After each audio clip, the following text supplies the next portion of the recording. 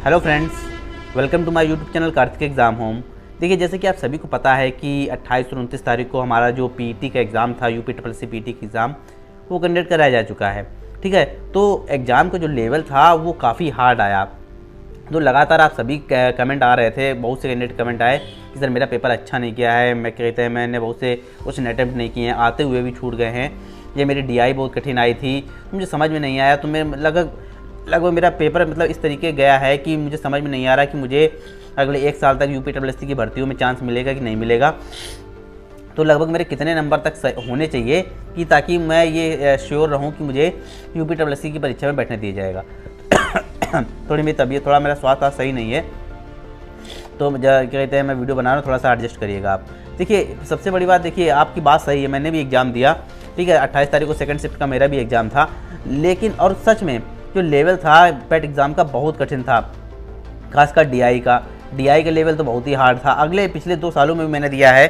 ठीक है, उसमें भी सारी चीज़ मैं एक एक करके क्लियर करूँगा। और देखिए, दूसरी चीज़ में प्रॉब्लम ये थी कि मेरे शिफ्ट में जो क्या कहते हैं एग्ज़ाम हुआ था, या बाकी शिफ्टों में भी हुआ था, उसमें यूपी के बहुत कम क्वेश्चन थे। राज्य से क्वेश्चन को तो पूछे गए, लेकिन यूपी से नहीं पूछे गए, तो कैंडिडेट पढ़ता रहा यूपी का जीएस। ठीक है, और जो मैथ भी जहाँ पढ़ते रहे, जो डीआई पढ़ते रहे, जिन टीचरों ने कोर्स बेचा, उनके बहुत कम क्वेश्चन ऐसे थे जो उस लेवल से आए हों जिस लेवल से उन्होंने पढ़ाया था। वाकई में डीआई का लेवल बहुत कठिन था। अब बात ये कर लेते हैं कि हमारे कितने नंबर तक होने चाहिए कि मुझे ये उम्मीद रहे कि मुझे परीक्षाओं में बैठने दिया जाएगा। देखिए, एक चीज़ मैं आपको क्लियर कर दूँ, जब 2021 में पेट का एग्ज़ाम हुआ था, उसका लेवल मॉडरेट लेवल का था, ज़्यादा कोई हार्ड नहीं था।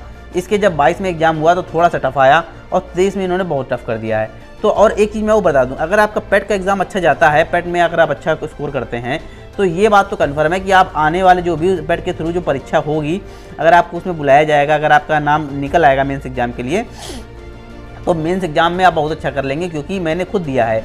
2021 वाले पेट के थ्रू जब कहते हैं लेखपाल का एग्ज़ाम मेरा कंडक्ट हुआ, लेखपाल का जब एग्ज़ाम हुआ, तो वाकई में पेट की तुलना में लेखपाल का एग्ज़ाम बहुत सरल आया, बहुत ही सरल आया। मैं पेट की अपेक्षा पढ़ के गया था, लेकिन एग्ज़ाम बहुत ही सरल था। ठीक है, ये बात आपको तय है कि क्या कहते हैं, कैंडिडेट जो यूपी आयोग है वो उसी कैंडिडेट को लेना चाहता है जो उसने सही में मेहनत की हो।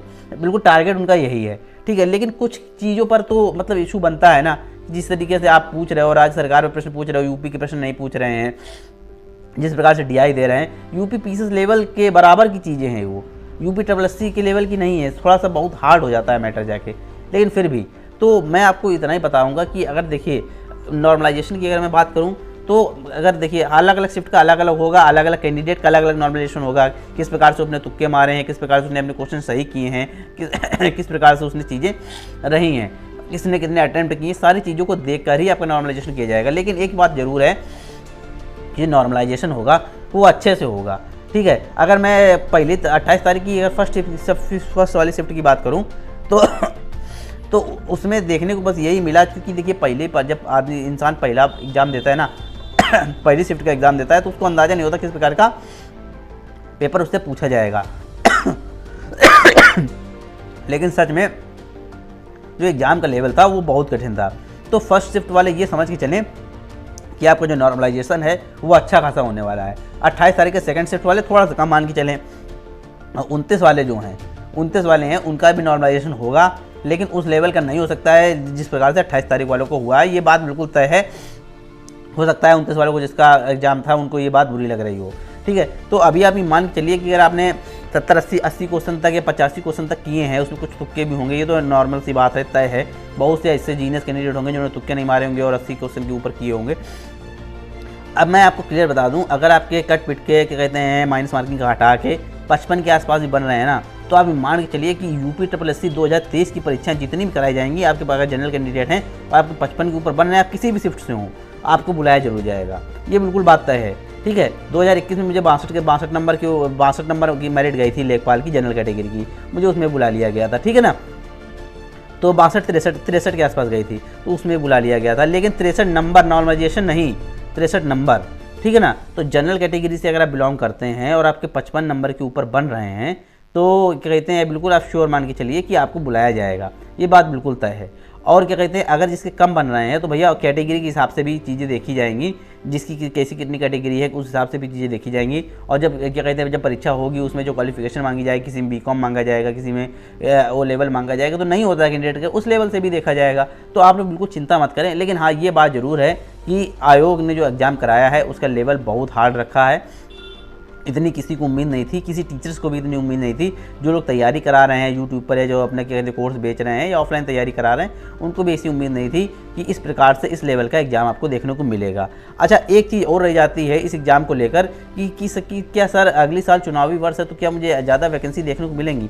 देखिए, अभी किस चीज़ की वैकेंसी है, अगर मैं आपको बताऊँ तो किस चीज़ की वैकेंसी अभी होनी है। देखिए, 2022 के थ्रू आपकी वीपीओ की वैकेंसी आ चुकी है, ठीक है, उसका वो भी जारी हो चुका है। जनवरी फरवरी में आपका एग्जाम होगा। तो अभी वैकेंसीज़ का इतना कोई वो नहीं है कि आपकी बहुत ज़्यादा वैकेंसीज़ आनी है।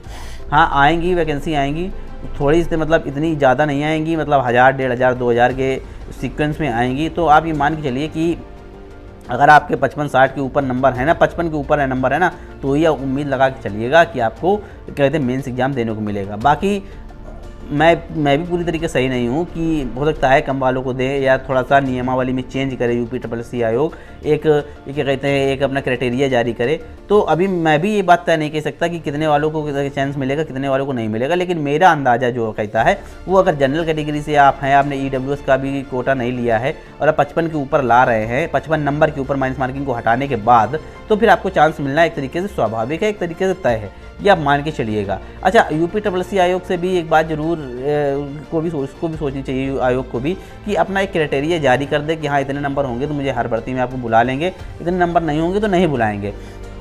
देखिए, लगभग भर्ती क्लियर नहीं हो पा रही है और सबको दिक्कत हो रही है, ये बात सबको पता है। और ये बात पर क्या कहते हैं, एक निदान चाहिए भी, समाधान चाहिए भी, ठीक है। तो यूपीएससी आयोग से भी यही कहना है कि अपना कम से कम एक क्राइटेरिया जारी कर दें, एक अपना कोटा जारी कर दें कि मुझे इतने कैंडिडेट का, इस कैटेगरी का इतने नंबर मुझे चाहिए, तभी मैं मेंस एग्जाम के लिए, हर एग्जाम के लिए आपको बुला लूँगा।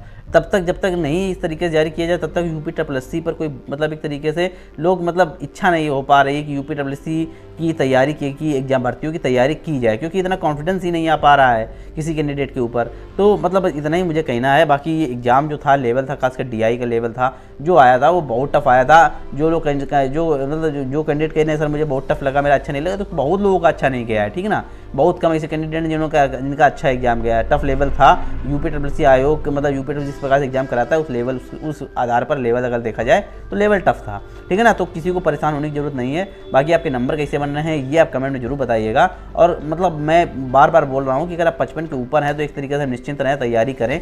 और भी बाकी भर्ती हैं, यूपी उत्तर प्रदेश से सरकार भर्ती अच्छी कराने की कोशिश कर रही है। तो मतलब अभी आरओ की भर्ती आई हुई है, और भी अन्य वैकेंसीज हैं। बाकी 2022 वाले जो पेट वाले थे उनके लिए वीपीओ की भी परीक्षा होनी है। तो चीज़ें अपने हिसाब से यूपीएससी आयोग करा रहा है, लेकिन बस यही है कि थोड़ा सा लोगों का भरोसा कम हो गया है, खासकर पेट एग्जाम जब से आया है तब से, ठीक है ना। तो बाकी मुझे इतना ही बताना था कि यही जो कट ऑफ के बारे में मुझे इतना बताना था कि 55 के अगर आपके पास हैं, आसपास हैं आपके, तो आप निश्चिंत रहें। और बाकी अगर और भी कोई क्वेश्चन हो, कोई भी कन्फ्यूज़न हो, तो आप कमेंट में जरूर पूछें, मैं कमेंट में उसका आंसर दे दूंगा। मुझे लगेगा कि उसके लिए अलग से वीडियो बनाना चाहिए तो उसके लिए अलग से वीडियो बना दूंगा। और क्या कहते हैं, मैं पूरा समाधान उसका दे दूंगा। नहीं होगा तो मैं किसी से इंटरव्यू लेके दे दूंगा, किसी से बात करके जिसको अच्छी खासी जानकारी होगी उसको सामने ला के, कैमरे के सामने ला के उससे पूछ के मैं आपको आपके सवाल का जवाब आपको दे दूँगा, ठीक है। तो मुझे बस इतना ही बताना था आज के वीडियो में। बाकी अगर वीडियो अच्छी लगी हो, वीडियो यूज़फुल लगी हो, समझ में आई हो, तो वीडियो को जरूर लाइक कीजिएगा। चैनल को सब्सक्राइब नहीं किया तो सब्सक्राइब भी जरूर कर लीजिएगा।